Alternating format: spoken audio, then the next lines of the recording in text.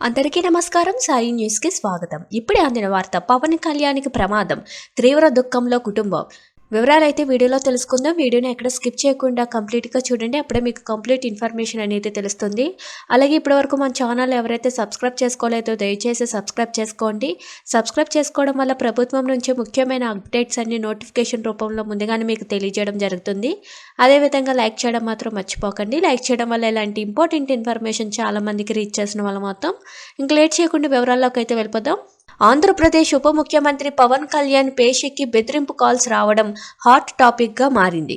గుర్తు తెలియని ఆగంతుకుడి నుంచి చంపేస్తామని హెచ్చరిస్తూ ఫోన్ కాల్స్ వచ్చినట్లు తెలుస్తుంది. అంతేకాదు ఉప ముఖ్యమంత్రి ఉద్దేశించి అభ్యంతరకర భాషతో హెచ్చరిస్తూ మెసేజ్లు పంపినట్లు సమాచారం. పేషీ సిబ్బంది బెదిరింపు కాల్స్, మెసేజ్లను ఇప్పటికే పవన్ కళ్యాణ్ దృష్టికి తీసుకువెళ్లారు. అనంతరం బెదిరింపు కాల్స్ విషయాన్ని ఉప ముఖ్యమంత్రి పేషీ అధికారులు, పోలీసులు ఉన్నతాధికారులకు తెలియజేశారు. గతంలో కూడా పవన్ కళ్యాణ్కు బెదిరింపు కాల్స్ వచ్చిన విషయం తెలిసిందే. స్వయంగా పవన్ కళ్యాణ్ ఆ విషయాన్ని పోలీసుల దృష్టికి తీసుకెళ్లారు. తాజాగా మరోసారి ఆయనకు బెదిరింపు కాల్స్ రావడం కలకలం రేపుతుంది. Thank you for watching this video.